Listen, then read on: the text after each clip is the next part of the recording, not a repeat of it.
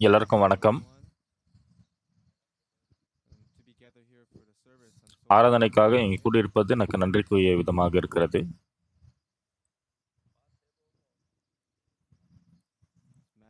மத்தேயு 4ஆம் அதிகாரம்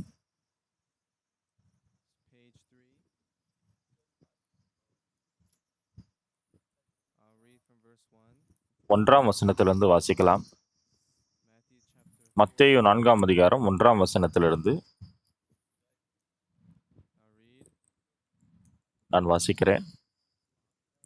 அப்பொழுது இயேசு பிசாசினால் சோதிக்கப்படுவதற்கு ஆவியானவராலே வனாந்திரத்திற்கு கொண்டு போகப்பட்டார். அவர் இரவும் பகலும் 40 நாள் உபவாசமாயிருந்த பின்பு அவருக்கு பசி உண்டாயிற்று. அப்பொழுது சோதனைக்காரன் அவரிடத்தில் வந்து, நீர் தேவனுடைய குமாரனே ஆனால் இந்த கல்லுகள் அப்பங்களாகும்படி சொல்லும் என்றான். அவர் பிரதித்திரமாக, மனுஷன் அப்பத்தினாலே மாத்திரமல்ல, தேவனுடைய வாயிலிருந்து புறப்படுகிற ஒவ்வொரு வார்த்தையினாலும் பிழைப்பான் என்று எழுதியிருக்கிறதே என்றார். அப்பொழுது பிசாசு அவரை பரிசுத்த நகரத்திற்கு கொண்டு போய் தேவாலயத்து உப்பரிகையின் மேல் அவரை நிறுத்தி, இது தேவனுடைய குமாரனை ஆனால் தாழ குதியும். ஏனெனில் தம்முடைய தூதர்களுக்கு உம்மை குறித்து கட்டளையிடுவார். உமது பாதம் கல்லில் இடராதபடிக்கு அவர்கள் உம்மை கைகளில் ஏந்தி கொண்டு போவார்கள் என்பதாய் எழுதியிருக்கிறது என்று சொன்னான். அதற்கு இயேசு, உன் தேவனாகிய கர்த்தரை பரீட்சை பாராதிருப்பாயாக என்றும் எழுதியிருக்கிறதே என்றார்.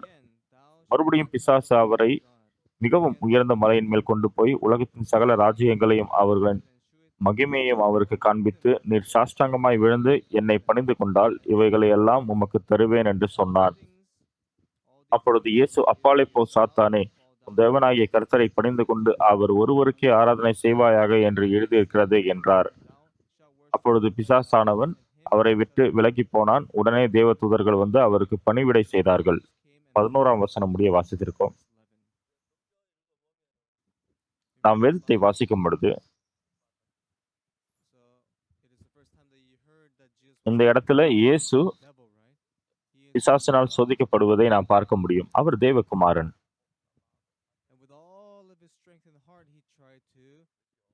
அவன் தன்னுடைய எல்லா பலத்தோடு தேவகுமாரனை மேற்கொள்ள வேண்டும் என்று யோசிக்கிறான். அப்பொழுது அந்த பிசாசு இவரை ஜெயிப்பானா அல்லது இவர் பிசாசை மேற்கொள்வாரா? அதுதான் முக்கியம். பிசாசால் அவரை ஜெயிக்க முடியாது.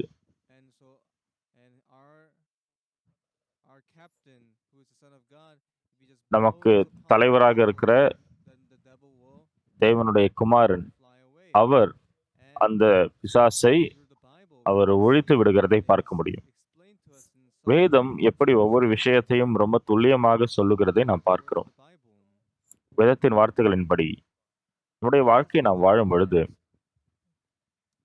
சாத்தான் நம்மை வஞ்சிக்கிறான். அவன் நம்மை தூண்டுகிறான். ஏய், நீ சபைக்கு போக வேண்டாம், உன்னுடைய நண்பர் இங்க இருக்கிறாங்க. அப்ப நாம எப்படி எடுத்துருவோம்? சரி, என்னுடைய நண்பர் வந்துட்டாரு. நாம் சாத்தான் மூலமாக தூண்டப்படுகிறோம், வஞ்சிக்கப்படுகிறோம்.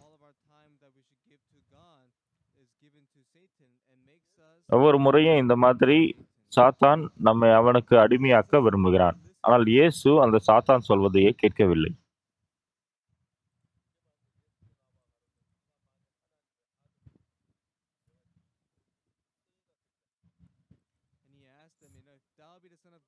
இந்த இடத்தில் நாம் பார்க்கும் பொழுது அவன் இயேசுவின் இடத்தில் என்ன சொல்லுகிறான்? நீர் தேவனுடைய குமாரனை ஆனால் இந்த கல்லுகளை அப்பங்களாகும்படி செய்யும். அந்த இடத்துல விளையாடுகிறான் சாத்தான்.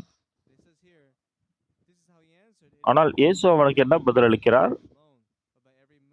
மனுஷன் அப்பத்தினாலே மாத்திரமல்ல, தேவனுடைய வாயிலிருந்து புறப்படுகிற ஒவ்வொரு வார்த்தையினாலும் பிழைப்பான். அங்கே சாத்தான் தேவகுமாரன் அவரை மேற்கொள்ள முயற்சி செய்கிறான். அவனால் என்னை போன்ற ஒரு மனிதனை மேற்கொள்ள முடியும், முட்டாளாக்க முடியும். ஆனால் நான் ரட்சிப்பை பெற்றிருக்கிறேன். இயேசுவினுடைய ரத்தம், அதன் மூலமாக என்னுடைய பாவம் கழுவப்பட்டது என்பதை நான் உணர்ந்திருக்கிறேன். எப்பொழுதெல்லாம் இது நடக்கிறதோ, இயேசு எப்பொழுதுமே என்னோட இருக்கிறார். நான் இயேசுவை சார்ந்து கொள்கிறேன். ஒவ்வொரு விஷயத்தையும் இயேசுவை நோக்கி ஜெபித்து நான் தீர்வு காண்கிறேன். நான் வாழ்ந்து இயேசுவை நம்ப துவங்கின பிறகு ஏதோ கஷ்டங்களே இல்லை என்று சொல்ல முடியாது. ஆனால் நமக்கு எந்த மாதிரியான கஷ்டங்கள் இருக்கிறதோ, அந்த நேரத்தில் நாம் தெரிந்து கொள்ள வேண்டிய விஷயம் என்னவென்றால், தேவன் நமக்காக இருந்து, நமக்காக அவர் கிரியை செய்கிறார். அதே நேரத்துல சாத்தானும் எந்த ஒரு ஓய்வும் இல்லாம ஆவிக்குரிய வாழ்க்கையில நம்மை இடற செய்வதற்காக அவனும் கிரியை செய்கிறான். எப்பொழுதெல்லாம் என்னுடைய சொந்த ஞானத்தின்படி நான் போராடுகிறேனோ, இயேசு இல்லாமல், நீ தேவகுமாரனே ஆனால் இந்த கல்லுகளை அப்பங்களாக மாறும்படி செய்யும். அப்பொழுது இயேசு சொல்கிறார், உன் தேவனாகிய கர்த்தரை பரீட்சை பாராதிருப்பாயாக. அவர் அந்த சாத்தானை ஜெயிக்கிறார்.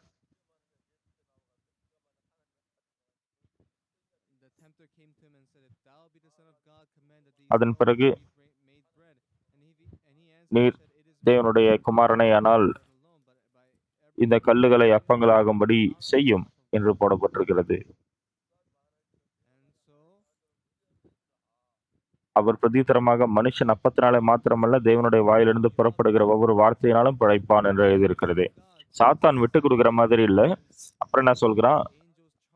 அவரை பரிசுத்த நகரத்திற்கு கொண்டு போய் தேவாலயத்து உப்பருகியின் மேல் அவரை நிறுத்தி, நீர் தேவனுடைய குமாரனையானால் தாழ குதியும். ஏனென்றால் தம்முடைய தூதர்களுக்கு உம்மை குறித்து கட்டளையிடுவார். ஒரு பாதம் கல் இடராதபடிக்கு அவர்கள் உம்மை கைகளில் ஏந்தி கொண்டு போவார்கள் என்பதா எழுதியிருக்கிறது. நீங்க குடிச்சு பாருங்க.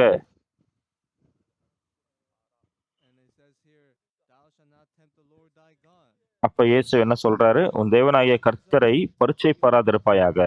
இயேசு அவருடைய ஞானத்தின் மூலமாக அந்த சாத்தானை மேற்கொள்கிறார். இது முக்கியமான விஷயம் என்னவென்றால், நீங்கள் யாராக இருந்தாலும் சபைக்கு வரும் பொழுது, இயேசுவை நம்புகிற அந்த விசுவாசம் உங்களுக்குள் வரும் பொழுது, இது நாம் இயேசுவோடு ஒன்றாகிறோம். சாத்தான் உங்களிடத்துல எவ்வளவு வந்தாலும் நீங்கள் அவனை மேற்கொள்ள முடியாத காரணத்தினால்தான் இயேசு அவனை மேற்கொள்வார். மக்கள் நிறைய கஷ்டங்கள் மற்றும் பிரச்சனைகள் அதுல கடந்து போகும்பொழுது, ஏன் என்னோட வாழ்க்கையில இவ்வளவு கஷ்டங்கள் பிரச்சனைகள் அப்படின்னு யோசிக்கலாம். ஆனால் இந்த மாதிரியான அந்த சோதனைகள்லாம் சாத்தான் எனக்கு தருகிறான். இப்ப எனக்காக நான் கிரியை செய்யறதுக்கு முயற்சி பண்றேன்.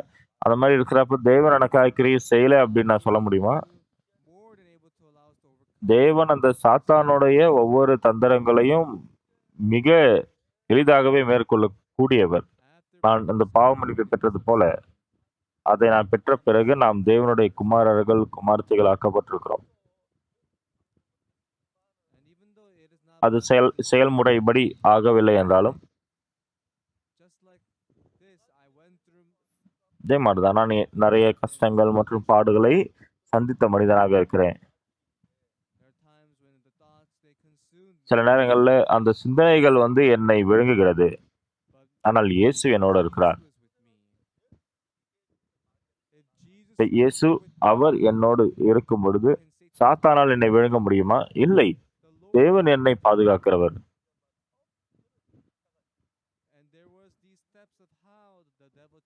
இந்த மாதிரியான விதத்தில் தான் சாத்தான் தேவனை மேற்கொள்வதற்கு முயற்சி பண்ணா. ஆனா தேவன் அந்த சாத்தானுடைய எல்லா தந்திரங்களையும் மேற்கொண்டார். முக்கியமான விஷயம் என்னவென்றால், நான் ரட்சிப்பை பெற்ற பிறகு ஏன் இந்த மாதிரி கஷ்டங்களை நான் சந்திக்க வேண்டும்? நான் பாவியாக இருந்தேன். ஆனா தேவனுடைய வார்த்தையை பெற்றுக் கொண்டிருக்கிறேன். ஆனா ஏன் எனக்கு இந்த மாதிரியான கஷ்டங்கள்லாம் வருது? சாத்தான் இந்த மாதிரியான வார்த்தைகள் எனக்குள்ள இருந்து வர வேண்டும் என்று காத்து கொண்டிருக்கிறான். எனக்கு இந்த மாதிரி சோதனைகள் இருந்தாலும், சாத்தான் என்னை தொடர்ந்து சோதனைக்கு உட்படுத்த பண்ணாலும், ஆனால் நான் இயேசுக்குள்ள இருக்கிறேன். இயேசு என்னோடு இருக்கிறார். இரண்டாவது, இயேசு, ஏய் சாத்தான், நீ தேவனுக்கு முன்பாக எதுவும் செய்ய முடியாது.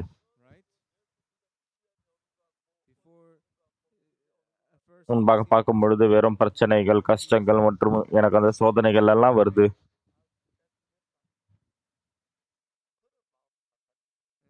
இந்த மாதிரியான இருதயங்களை சாத்தான் கொடுக்கிறான்.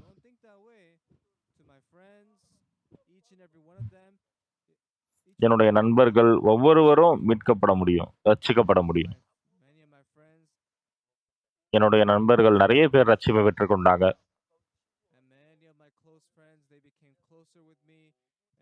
எனக்கு நெருங்கிய நண்பர்களாக இருந்தவர்கள், அவர்கள் சுவிசேஷத்திற்கு நெருக்கமானவர்களாக மாறி என்னோட சேர்ந்து அந்த சுவிசேஷ வேலைகளை செய்தார்கள். இப்ப நாம் அந்த மாதிரி சந்திக்கிற சோதனைகள், இது எல்லாமே இருக்கக்கூடிய விஷயம் தான், இருக்க வேண்டிய விஷயங்கள் தான். சபையில இருக்கும் பொழுது நிறைய மாதிரி கஷ்டங்கள் மற்றும் பிரச்சனைகள் வரும்.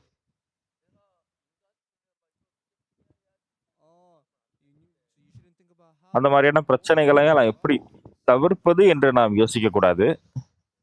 நாம் யோசிக்கணும், தேவன் என்னோட இருக்கிறார் இல்லைங்களா? என்னால் இந்த பிரச்சனைகளை தீர்க்க முடியாது, ஆனால் இந்த பிரச்சனைகளை எல்லாம் தேவன் தீர்க்கிறவராகவே இருக்கிறார். நாம் தேவனுடைய நாமத்தை அழைக்கிறோம். தேவனே, என்னை நீங்கள் பார்த்து கொண்டிருக்கிறீர்களா? தேவனே, இந்த மாதிரி இந்த சாத்தான் என்னை கஷ்டத்திற்கு மத்தியில் வழிநடத்துகிறார். ஆனால் நீங்கள் என்னோடு இருந்து இந்த பிரச்சனைகளை எல்லாம் மேற்கொள்வதற்கு நீங்கள் பலத்தை கொடுத்தருளுங்க. அந்த நேரத்துல இதை என்னால் மேற்கொள்ள முடியாது. இப்ப சாத்தான் எந்த மாதிரியான சிந்தனையை தர விரும்புவான்? நீ இன்னும் இயேசுவை நம்புகிறாயா? இந்த மாதிரி எல்லாம் உனக்கு நடக்கல.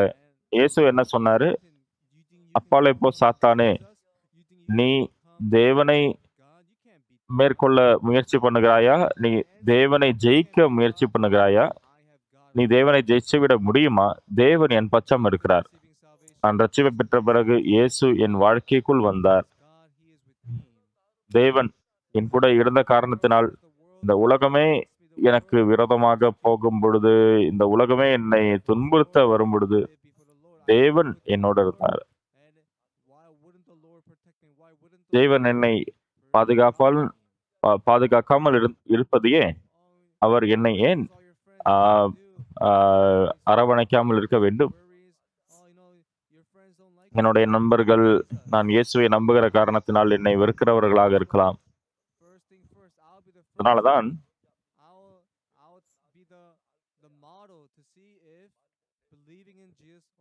இயேசு மூலமாக வழிநடத்தப்படுவது, அது நமக்கு நன்மையான விஷயமாக இருக்கிறது.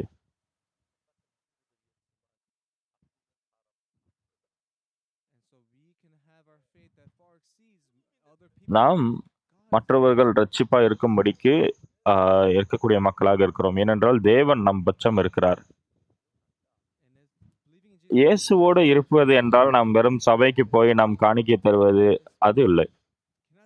நாம் தெளிவாக பார்க்கும் பொழுது இயேசு அவர் ஒரு அடி பின்னாடி இல்லை. அவர் எப்பொழுதுமே நம்மோடு இருக்கிறார். எந்த மாதிரியான கஷ்டங்கள் மற்றும் அந்த பிரச்சனைகள் என்ற வழிகள் வரும் பொழுது, அந்த பிரச்சனைகளை எல்லாம் என்னுடைய சொந்த வழியில நான் தீர்க்க முயற்சி பண்ணக்கூடாது. இயேசு என்னோட இருக்கிறார். இயேசு எனக்கு உதவி செய்தால்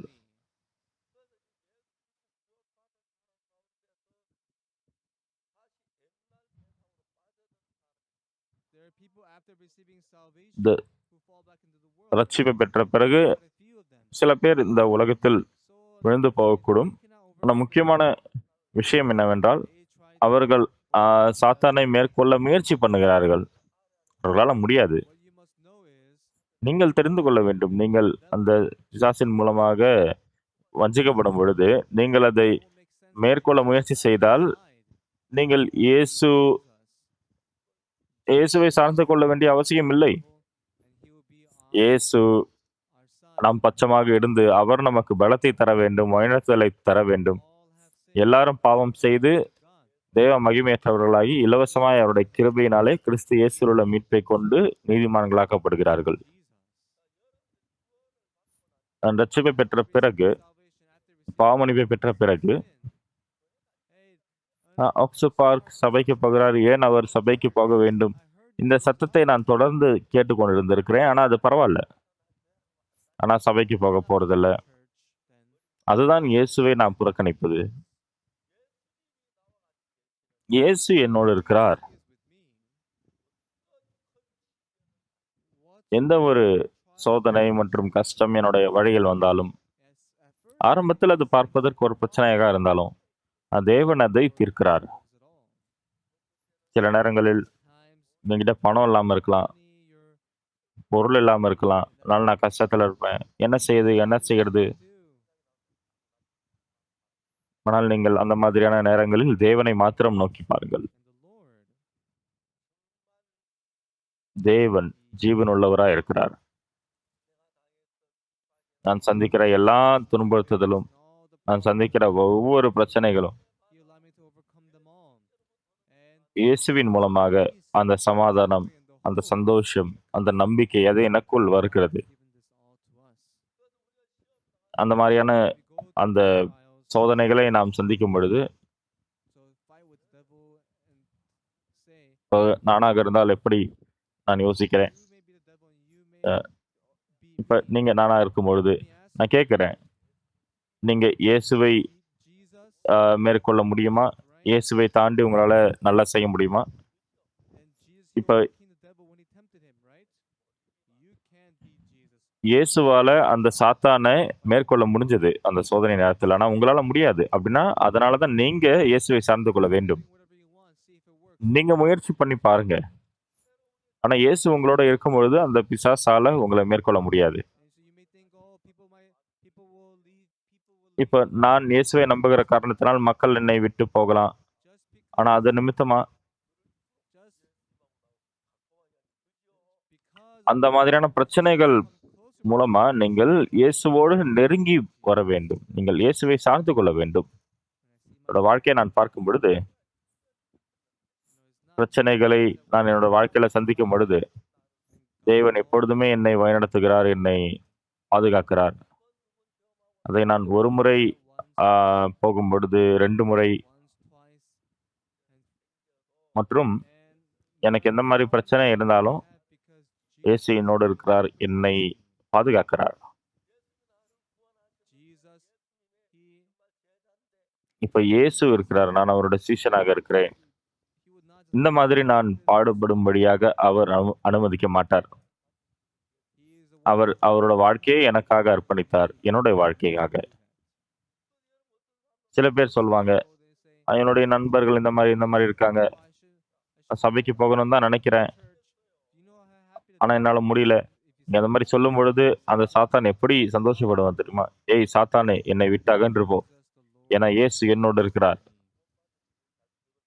நான் ரட்சிப்பை பெற்றுக்கொண்ட அப்ப, எனக்கு அது ரொம்ப நாளைக்கு முன்னாடி, ஆரம்பத்துல நெறைய கஷ்டங்கள் இருந்தது. அந்த சோதனைகள் இருந்தது. என்னால அந்த மாரி பிரச்சனைகளை எல்லாம் மேற்கொள்ள முடியல. ஆனா இயேசு என்னோடு இருந்தார். நான் என்னுடைய நண்பர்களோட அந்த சாலைகள்ல போகும்பொழுது, என்னுடைய நண்பர்களுக்கு ரொம்ப அவங்க ரொம்ப உயரமா இருப்பாங்க. அ இப்ப அவங்கள விட இயேசு என்னோட இருக்கும்பொழுது, என் அருகாமையில் இருக்கும்பொழுது, அவர் எனக்கு பெரிய சகோதரர் மாரி இருந்து என்னை பாதுகாக்கிறவரா இருந்தார். ஆரம்பத்துல நான் யோசிச்சேன், என்கிட்ட நெறைய சாப்பாடு இல்ல. நான் பசியில இறந்து போயிட்டேன்னா என்ன செய்வது? இந்த மாரியான நெறைய விதமான கவலைகளை சாத்தான் உங்களுக்கு தருவான். ஆனா முக்கியமான விஷயம் என்ன? இயேசு அவர் உங்க கூட இருக்கிறாரா? இல்லையா? அதுதான் உங்களுக்காக எல்லா விஷயங்களையும் ஆ உங்களுக்கு அது தெளிவுபடுத்தக்கூடியது. தேவன்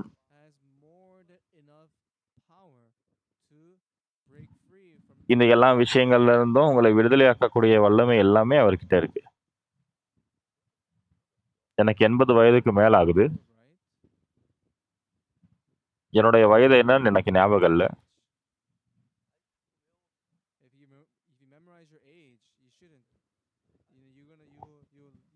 நீங்க உங்களுடைய வயத ஞாபகம் வச்சிருந்தீங்க அப்டின்னா, நீங்க ரொம்ப சீக்கிரமா இறந்துருவீங்க அப்படின்ற நினைப்பு உங்களுக்கு வரும். அதனால தான் என்னோட வயது என்ன அப்படின்றத நான் மறந்து போக முடியாது தேவன் செய்திருக்கிறார். இயேசுவுக்குள்ள இருக்கும்பொழுது எல்லா பிரச்சனைகள் மற்றும் கஷ்டங்கள் அதெல்லாம் நீங்களே அதை தீர்க்கணும்னு முயற்சி பண்றத விட, ஆனா சேத்தனே என்னை விட்டு அகன்று போ. இயேசு என்னோடு இருக்கிறார். எனக்கு பிரச்சனைகள் இருக்கிறது. அந்த மாரி அந்த பிரச்சனைக்குள்ளாக நான் போகும்பொழுது, நான் எப்படி யோசிக்கலாம்? நான் என்னோட ஊழியத்த தொடரலாமா? வேணாமா? ஆனா, இயேசு என்னோட எப்போதுமே இருக்கிறார். சாத்தான் எப்படி சொல்லுவான்? ஆனா நான் சாத்தான பார்த்து என்ன சொல்ல விரும்புறேன், "ஏய் சாத்தானே நீ எங்க இருந்தாலும், ஆனா உன்னால இயேசுவ ஜெயிக்க முடியுமா? உன்னால முடியாது." ஆனா நீங்க சாத்தான் மூலமா வஞ்சிக்கப்படும் பொழுது, நீங்க இந்த உலகத்துக்குள் விழுந்து போவீங்க. ஆனா நீங்க தேவன் பட்சமா நிக்கிறீங்க அப்படின்னா, தேவன் சந்தோஷமா இருப்பார். இல்லையா? ஆ கர்த்தர் என்னோடு இருக்கிறார். எனக்கு எந்த ஒரு பிரச்சனையும் அது ஒரு பிரச்சனையாக இல்ல. இப்ப அவர் சிலுவையில் எனக்காக மரித்திருக்கிறார். அப்படி இருக்கும் பொழுது, அவர் என்னுடைய பிரச்சனைய அப்படியே பார்த்துட்டு இருப்பாரா? இல்ல. நாம சபை கட்டும் பொழுது, சபைகளை ஸ்தாபிக்கும் பொழுது நமக்கு நெறைய பிரச்சனைகள் இருந்தது. நெறைய சகோதர, சகோதரிகள் அவர்கள் அந்த சூழ்நிலைகள பொருட்படுத்தாம அவர்கள் அந்த காணிக்கைகளை எல்லாம் செலுத்தி அவர்கள் இதை தாங்கின பொழுது எனக்கு ரொம்ப நன்றிக்குரிய விதமாக இருந்தது. முக்கியமான விஷயம் என்ன? இதற்கெல்லாம் பொறுப்பா இருக்கிறது பாஸ்டர் ஒப்சுபார்க் இல்ல. அது இயேசு. அதனால தான் நீங்க உங்களுடைய எஜமானர்களா மாறக்கூடாது. நீங்க இயேசு உங்களுடைய எஜமானராக மாற வேண்டும். அப்பதான் நம்ம இயேசுவ நம்முடைய கர்த்தர், அவர் என்னுடைய ஆண்டவர் அப்படின்னு நம்ம சொல்ல முடியும். நான் எ எதெல்லாம் தாண்டி போறேனோ எல்லாமே கர்த்தருடைய பொறுப்பு. அதனால தான் நம்ம அவர கர்த்தர்ன்னு சொல்றோம். இப்ப என்னோட வாழ்க்கையில நான் நெறைய கஷ்டங்கள் மற்றும் பாடுகளை சந்தித்தாலும், என்னோட வாழ்க்கையில நான் அதெல்லாம் ஒரு பொருட்டாக எண்ணவில்லை. எல்லாத்தையும் நான் மேற்கொண்டிருக்கிறேன். சாப்பாடு இல்லாத பொழுது நான் பசியில இறந்திருக்கலாம். ஆனா ஒருவேள பசியில இறந்து போயிருந்தேன்னா, நான் இங்க இருக்க வேண்டிய அவசியம் இல்ல. ஆனா 1, 2 முறை எனக்கு பசியாக இருக்கும் பொழுது, நான் அப்படியே என்றென்றைக்குமாக பசியாக இருக்கவில்லை. தேவன் எப்போதுமே எப்போதுமே என் கூட இருந்து என்னை பாதுகாத்திருக்கிறார். நான் மக்களிடத்துல நான் பசியா இருக்கிறேன். அந்த மாரி காமிச்சதில்ல. தேவனுக்கு அது தெரிஞ்சா போதும். வேற யாருக்கும் அது தெரிய வேண்டிய அவசியம் இல்ல. தேவனுக்கு எனக்கு உணவில்ல அப்படின்னு தெரிஞ்சா போதும். தேவனுக்கு நான் வியாதியாக இருக்கிறேன், நான் கஷ்டத்துல இருக்கிறேன் அப்படின்னு தெரிஞ்சா போதும். ஏன்னா தேவனுக்கு அது தெரியிற வரைக்கும், நீங்கள் ஆ வியாதியா இருக்கும் பொழுது உங்களை குணப்படுத்துவதற்கு, தேவனே நீங்க உங்களுக்கு என்ன சித்தமோ அத நீங்க செய்யுங்க. அந்த பிரச்சனைகள, கஷ்டங்கள நான் சந்திக்கவே இல்ல அப்படின்னு நான் சொல்ல முடியாது. ஆனா, சபைய விட்டு விலகுனவங்க, அவங்களுக்கு அந்த விசுவாசம் இல்லாத காரணத்தினால, அவங்களுடைய குடும்பத்தினரை, அவங்களுடைய நண்பர்களை விட்டுவிடக் கூடாது அப்படின்ற காரணத்தில அவங்க போயிடுவாங்க. அந்நேரத்த நேரம் கடந்து போகும்பொழுது, இயேசு எனக்கு விசுவாசம், இயேசு எனக்கு நம்பிக்கை, இயேசு எனக்கு எல்லாவற்றையும் தந்திருக்கிறார். இப்ப சகோதரர், சகோதரிகளை பார்க்கும் பொழுது, சகோதரர் ஹுவாங் ஹியோஜாங் அவர் எப்படி ரட்சிப்பை பெற்றுக்கொண்டார்? அவர் எப்படி ரட்சிப்பை பெற்றுக்கொண்டார்? பிரதர் சோ அண்ட் சோ அவர் எப்படி ரட்சிப்பை பெற்றுக்கொண்டார்? நான் யாரையுமே ரட்சிப்பை பெற்றுக்கொள்ளணும்னு சொல்லிட்டு வற்புறுத்தினதில்ல. நான் சிறப்பாக முயற்சி பண்ணி அவங்களுக்கு ரட்சிப்பை குடுக்கல. தேவன் தான் அவர்களுக்கு ரட்சிப்பை கொடுத்திருக்கிறார். ஆனால் நீங்கள் பலவீனர்கள், உங்களுக்கு நிறைய குறைபாடுகள் இருக்கு. அதனால நீங்க அத பொறுப்பெடுத்துக்க கூடாது. உங்களோட வாழ்க்கையினுடைய பொறுப்ப நீங்க எடுத்துக்க கூடாது. உங்கள விட சிறப்பானவருக்கு நீங்க அந்த பொறுப்பை குடுத்துடணும். உங்களுடைய முதிய வயது காலங்கள, உங்களுடைய குடும்பத்தினரை, உங்களுடைய வீட்டை, அப்போ கர்த்தர் அவர் எல்லாவற்றையும் உங்களுக்காக செய்வார். நீங்கள் செய்ய வேண்டியது ஒவ்வொன்று தான். தேவனிடத்தில் என்னோட வாழ்க்கையை நான் தர வேண்டும். சுவிசேஷம் அறிவிச்சு, நான் கர்த்தருடைய விஷயங்களை செய்யும் பொழுது, தேவன் எல்லா விஷயத்திலும் நான் ஆசீர்வாதமா இருக்கும்படி செய்வார்.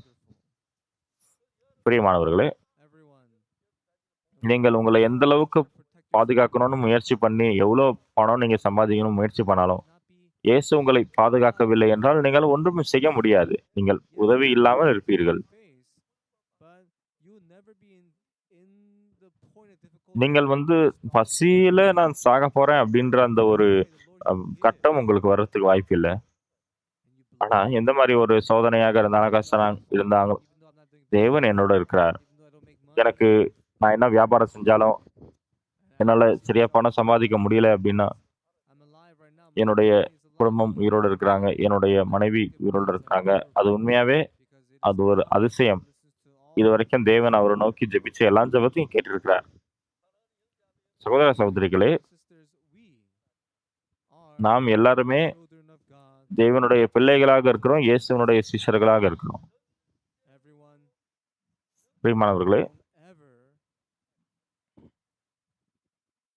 நீங்கள் தேவனை மறந்து போகலாம். ஆனால் தேவன் உங்களை மறந்து போவதில்லை. நீங்கள் உண்மையாகவே ரட்சிப்பை பெற்றிருந்தால் சகோதர, சகோதரிகளே, நீங்கள் தேவனை விட்டு போக முடியாது. உங்களுக்கு நிறைய எதிர்ப்புகள் வரலாம். இன்றைக்கு நான் மரித்து போனாலும், இந்த மாரி எனக்கு சிந்தனைகள் இருக்கலாம். இந்த எல்லா சிந்தனைகளும் உங்களுக்கு வரக்கூடியது. ஆனா, தேவன் இது எல்லா விஷயங்களையும் மேற்கொண்டு இது தீர்க்கப்படும் வழியில அவர் வழிநடத்த விரும்புகிறார். என்னுடைய வயதுக்கு நான் ரொம்ப ஆரோக்கியமாக இருக்கிறேன். மக்கள் சொல்லுவாங்க, நான் 60 வயதுக்கு மேல இருக்கேன்னு சொல்லிட்டு. ஆனா, என்னோட சொந்த வயது என்னன்னு எனக்கு ஞாபகம் இல்ல. எனக்கு 80 வயதுக்கு மேல இருக்கு.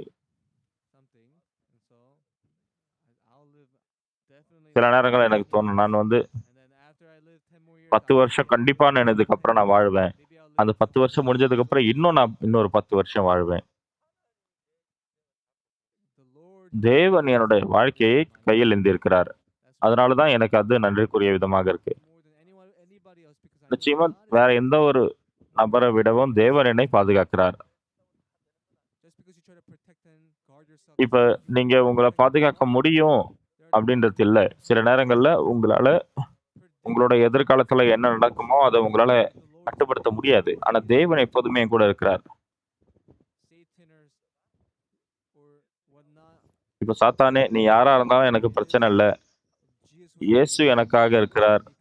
எனக்காக இருக்கிற இயேசு, அவர் எனக்காக எல்லாத்தையும் செய்தார். ஆரம்பத்தில் பார்க்கும் பொழுது அந்த பிரச்சனைகள், அந்த சோதனைகள், எனக்கு சாப்பாடு இல்ல. நான் என்ன செய்யறது அப்படி யோசிச்சேன். ஆனா நான் கடந்து போகும் பொழுது அந்த அனுபவத்துல, ஆ தேவன் தான் என்னை பாதுகாக்கிறார். அவர் எனக்கு உதவி செய்கிறார். அவர் எனக்கு எந்த ஒரு கவலையும் தரவில்லை. தேவன் என்னை பசியாக வைக்கவில்லை. அவர் எனக்கு எப்போதுமே சாப்பாடு தந்திருக்கிறார். சில நேரங்கள்ல எனக்கு உடம்பு வலி இருக்கும். ஆனா ஒரு முறை கூட நான் ரொம்ப வியாதியில அப்படியே விழுந்து போய் அந்த மாதிரி இல்ல. ஏன்னா தேவன் எனக்கு எப்போதுமே ஆரோக்கியத்தை தந்திருக்கிறார். நேரத்துக்கு நேரம் நான் சுற்றிலும் ஓடி வருவேன். நான் சகோதர, சகோதரிகளோட சில கேம் விளையாடுவேன். அந்த ஃபுட்பால் மாதிரி. இப்ப நான் வயதா இருக்கிறேன். சில நாட்களுக்கு பிறகு, இப்போ எனக்கு இருக்கிற வயது எனக்கு தெரியாது. ஆனா, நான் சீக்கிரமாகவே 90 வயது எனக்கு ஆகும். இப்ப எனக்கு 83 வயதாக இருந்தது என்றால், நான் அந்த 90 வயதை நோக்கி போகிறேன். என்னை தேவன் பாதுகாத்து வந்திருக்கிறார். அவர் எனக்கு உதவி செய்திருக்கிறார். நான் சிறப்பாக செய்கிறேனோ இல்லையோ, ஆனா தேவன் என்னோட இருக்கிற காரணத்தினால், நான் மக்களை சார்ந்திருக்க வேண்டியதில்லை. ஆனா தேவனை மாத்திரம் சார்ந்திருந்து, என்னால நான் எவ்வளவு நன்றியாக இருக்கிறேன்னு உங்களுக்கு வார்த்தையால சொல்ல முடியல. இயேசு, அவரை நாம் சார்ந்து கொள்ள வேண்டும். சகோதர, சகோதரிகளே, நீங்கள் இயேசுவை நம்பும் பொழுது, உங்களால எந்த அளவுக்கு மேற்கொள்ள முடியும்? இயேசு என்னோட பாவத்தை எல்லாம் கழுவி இருக்கிறார். அதுதான் இயேசுவை நம்புவதற்குரிய அந்த முதலாவது படி. அந்த சத்தியத்தை நாம் விசுவாசிக்கும் பொழுது, நாம் வெறும் மக்களாக மாத்திரம் இருக்க மாட்டோம். நாம் இயேசுவனுடைய விசுவாசிகளாக இருப்போம். இயேசுவை நம்பாத அந்த மக்கள், அவர்கள் அந்த சாலையில் நடந்து வரும் பொழுது, அவர்கள் ஒரே மாதிரியான விஷயங்களை செய்வது போல தெரிஞ்சாலும், ஆனால் பிரச்சனைகளை அவர் சந்திக்கும் பொழுது அவர்களுடைய அந்த நடத்தை முற்றிலும் வேறுபட்டிருக்கும். இப்ப ஆனா இயேசு அந்த நேரத்துல என்னை வழிநடத்தி, என்னை பாதுகாத்து, என்னை அப்படி ஏந்தி கொண்டு போவதை நான் பார்க்கும் பொழுது நான் நன்றி செலுத்த முடியும். நான் என்ன செய்ய முடியும்? எனக்கு தேவையான அனைத்தையும் தேவன் செய்வார். இப்ப சில மக்கள் இந்த மாதிரியான விஷயங்களை செய்வார்கள். தேவன் என்னை விட சிறப்பாக செய்கிறவர். பிரியமானவர்களே, நீங்களும் அப்படியே யோசிங்க. நீங்க கவலைப்பட தேவையில்லை. நீங்கள் தேவனை சார்ந்து கொள்ளுங்க. நீங்கள் அவரை விசுவாசிங்க. அப்ப தேவன் கிரியை செய்வார். தேவன் உங்களை அப்படியே மரித்து போகும்படி செய்ய மாட்டார். இப்போது வரைக்கும் என்னோட வாழ்க்கையை அந்த அளவுக்கு சந்தோஷமான ஒரு சமாதானமான வாழ்க்கையாக மாற முடியும். இப்ப எனக்கு வியாதி இருக்கிறது. சில நேரங்கள்ல எனக்கு கோல்டு பிடிச்சிருக்கு. ஆனா நான் ரொம்ப பயங்கரமான ஒரு வியாதிக்குள்ள போயிருக்கேன்னு சொல்ல முடியாது. ஏன்னா நான் என்னுடைய அந்த வாழ்க்கையை தேவனுடைய கரத்தில் கொடுக்கும் பொழுது நான் எவ்வளவு நல்ல செஞ்சாலும், ஆனா அந்த சாத்தான் என்னை வஞ்சிக்கணும்னு முயற்சி பண்ணானா என்னால அதை ஜெயிக்க முடியாது. ஆனா தேவன் என் பட்சம் இருந்தாருன்னா யாராலையும் என்ன தொட முடியாது. அப்ப இயேசு பார்த்துக் கொள்கிறார். அப்ப நம்மை நாம் இயேசுவின் இடத்தில் தர வேண்டும். நாம் நம்முடைய வாழ்க்கையை இயேசுவினுடைய கரத்தில் ஒப்பு கொடுக்க வேண்டும். நாமவே அந்த பிரச்சனையை சந்திக்க முயற்சி பண்ணக்கூடாது. உங்களுக்காக அந்த பிரச்சனையை தேவன் தேர்வு பண்ணினார், தீர்த்தார் என்றால் அது எவ்வளவு எளிதாக இருக்கும். நீங்கள் அவரை பார்க்க முடியாது, ஆனால் அவர் எப்போதுமே உங்க கூட இருக்கிறார். இயேசு இருக்கிறார். உங்களால் அதை பார்க்க முடியாவிட்டாலும் நீங்கள் விசுவாசம் உடையவர்களாக இருந்தால் உங்களுடைய வாழ்க்கையை நீங்கள் சௌரியமாக ரொம்ப தைரியம் உள்ளவர்களாக நீங்கள் வாழ முடியும். அப்ப பிரியமான மரியாதைக்குரிய சகோதர சகோதரிகளே, உங்கள் பாவமன்னிப்பை பெற்ற பிறகு இயேசு உங்களோடயே இருக்கிறவரா இருக்கிறார். அவர் உங்களோட வாழ்க்கையினுடைய எல்லா விஷயங்களையும் அவர் பொறுப்பேற்று வழிநடத்துகிறார். அப்ப நீங்கள் எந்த விதத்திலும் கவலைப்படாமல் நீங்கள் அவருடைய காரியங்களை செய்கிறவர்களாக இருக்கலாம். அவருடைய நாமத்தை துதிக்கிறவர்களாக இருக்கலாம். அவர் உங்களை வழிநடத்துகிறவராக இருக்கிறார். எந்த மந்திரியாக இருந்தாலும், எந்த ஜனாதிபதியாக இருந்தாலும், எந்த ஒரு மக்கள் உங்களை பாதுகாக்கிறவர்களாக இருந்தாலும், ஆனா அவருடைய அந்த பாதுகாப்பு போல வராது. பிரியமானவர்களே, தேவன் நம்மை சபைக்கு வழிநடத்துகிறார். ஏன்? ஏனென்றால் தொடர்ந்து நாம் சபைக்கு வரும் பொழுது நாம் இயேசுவை நம்புவதற்கும் இயேசுவை பற்றும் விசுவாசத்தையும் கற்றுக்கொள்கிறோம். நாம் இயேசு கிரியை செய்கிறார் என்பதை விசுவாசிக்க வேண்டும் என்று இந்த காரியங்களை தேவன் அனுமதிக்கிறார்.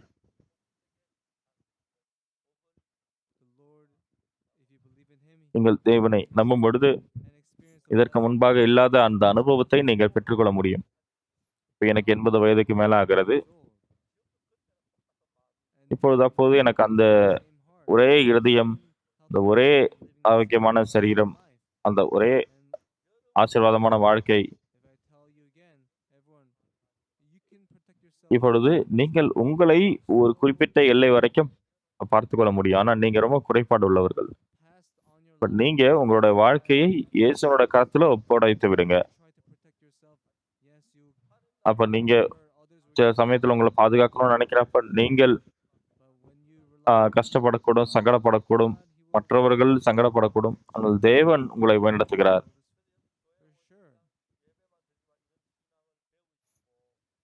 நீங்க சபைக்கு வரும்பொழுது ஆவிக்குரிய வாழ்க்கையை கற்றுக்கொள்வீங்க நம்புறேன். அப்ப தேவன் தொடர்ந்து உங்களை வழிநடத்துகிறவரா இருப்பார். நான் பிரச்சனைகளை சந்திக்கும் பொழுது அந்த தேவன் என்னோடு இருக்கிறார். அப்போ உங்களுடைய இருதயம் தேவனை சார்ந்து இருந்தது என்றால் நீங்கள் ஆசீர்வதிக்கப்பட முடியும். உங்களுடைய குடும்பத்தினர்கள் அவர்கள் அந்த அதே பாதுகாப்பை பெற்றுக்கொண்டார்கள்னா அது நன்றாக இருக்கும். இப்ப யார் ஆசீர்வதிக்கப்பட்டவங்க? யார் இயேசுவை நம்புகிறார்களோ, எல்லா வல்லமையும் இருக்கிற அந்த இயேசு. அந்த இயேசு தான் உங்களை பாதுகாக்கிறவர், வழிநடத்துகிறவர். ஆரம்பத்துல நான் வெறும் என்னுடைய பிரச்சனையெல்லாம் தீர்க்கணும் அப்படின்னு மாத்திரம் நினைப்பேன். தேவனே, என்னை வழிநடத்துங்க. என்னோட பிரச்சனைகளை எல்லாம் நீங்க தீர்த்து விடுங்க. உண்மை நம்பி என்னோட வாழ்க்கையை நான் அர்ப்பணிக்கிறேன். அப்போ உங்களோட வாழ்க்கை ரொம்ப சமாதானம் உள்ளதாக இருக்கும். உங்களுக்கு பிரச்சனை, சோதனைகள் வந்தாலும், ஆனா அற்புதமாக தேவன் அந்த பிரச்சனைகளை தீர்க்கிறவரா இருப்பார்.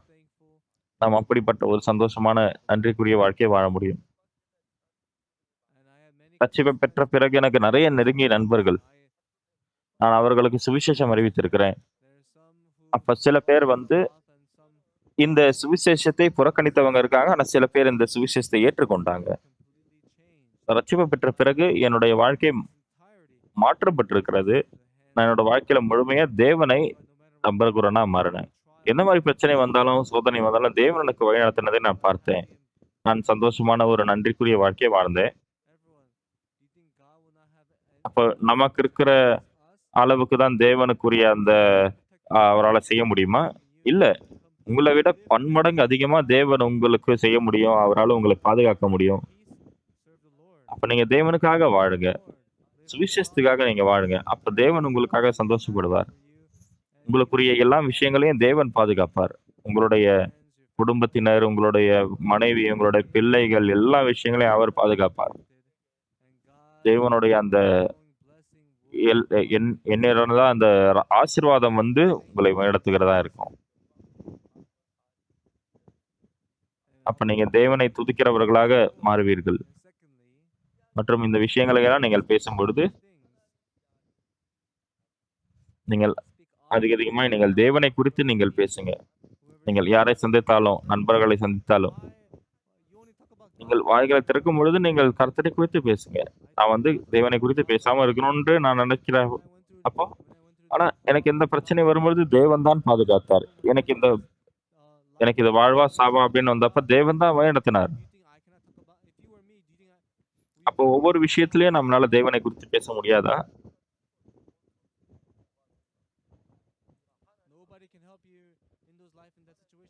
இப்ப யாராலையும் இந்த சந்தோஷமான வாழ்க்கை சபையில வந்து தேவன் உதவி செய்யாம வாழ முடியாது. தேவன் உங்களுக்கு ஆசீர்வாதத்தை தந்தால் நீங்கள் ஏன் தேவனை குறித்து இந்த மாதிரி சொல்லாமல் இருக்கும்?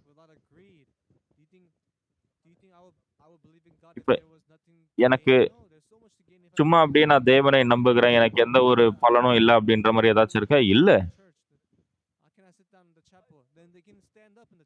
தேவன் எனக்கு ரொம்ப பலன் கொடுத்தவரா இருக்கிறார். சகோதர, சகோதரிகள் அவர்கள் சபைக்கு வந்து சபையில சகோதரர்களா, சகோதரிகளா மற்றும் சீஷர்களா, தேவனுக்கு சீஷர்களா மாறி இருக்கிறார். நாம் நிறைய நேரங்கள தேவனை மறக்கிறவர்களாக இருந்தால், தேவன் நம்மை மறப்பதில்லை.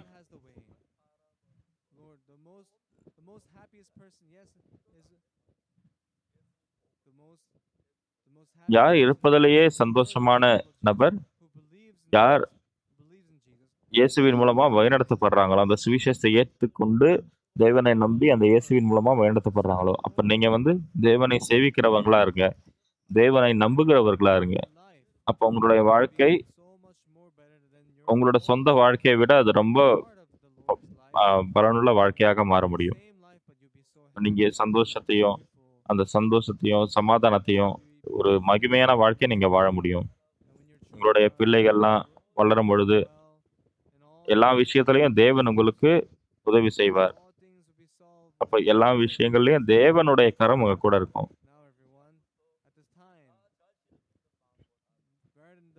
அப்போ இந்த மாரி நேரங்கள்ல உங்களை நம்புகிற அந்த இருதயத்தை விடுத்து, தேவன் எல்லா விஷயங்களையும் தேவன் வந்து வழிநடத்தும்படியாக நீங்கள் பாருங்க. அப்போ தேவன் இந்த கிருபையின் மூலமாக தான் நான் வந்து நெறைய விதத்துல வழிநடத்தப்பட்டேன். எனக்கு 80 வயது ஆகிறது. 83 வயதாகிறது. இந்த 83 வருடங்களா நான் நெறைய விதமான விஷயங்களை கடந்து வந்திருக்கிறேன். ஆனா, நான் அவரிடத்துல போவதற்கு முன்பாக இன்னும் தேவன் நெறைய வழிநடத்த விரும்புறார். இப்ப இயேசுவை சார்ந்திருக்கிற அந்த விசுவாசத்தின் மூலமாக தேவன் எனக்கு எல்லாவற்றையும் அளிக்கிறவரா இருக்கிறார். நாம் தேவனை சேவிக்கிற பேர பெற்ற பிள்ளைகளா இருப்போம் அப்படின்னு தான் நான் நம்புறேன். அன்பின் பரலோகத்தின் பிதாவே, உமக்கு நன்றி செலுத்துகிறோம். இந்த உலகத்துல நிறைய பேரு நல்ல வீடு, நல்ல நிலம் இதையெல்லாம் விரும்புகிறாங்க. ஆனா எங்களுக்கு உதவி செய்கிற இயேசுவை தவிர்த்து சிறப்பானது என்று எங்களுக்கு ஒன்றுமே இல்லை.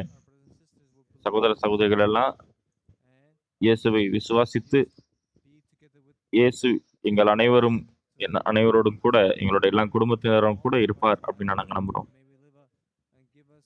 அந்த ஆசீர்வதிக்கப்பட்ட வாழ்க்கை, சந்தோஷமான ஒரு வாழ்க்கையை சகோதர சகோதரிகள் வாழ்வார்கள் என்று நான் நம்புகிறேன். தேவனே, நீங்க அவர்களை பாதுகாத்து நீங்க வழிநடத்துங்க. ஒவ்வொரு அவங்களுடைய வாழ்க்கையின் தருணத்திலையும் நீங்க அவங்களுக்கு ஆசீர்வாதத்தை தந்து, தேவன் மூலமா அவங்களுக்கு எல்லா விஷயங்களையும் சமாதானம் உள்ளதாக, சந்தோஷம் உள்ளதாக அமைய உதவி செய்யுங்க. அப்போ இயேசுவின் நாமத்தினால ஜெபிக்கிறேன் நல்ல பிதாவே. ஆமென். எல்லாருக்குமே நன்றி.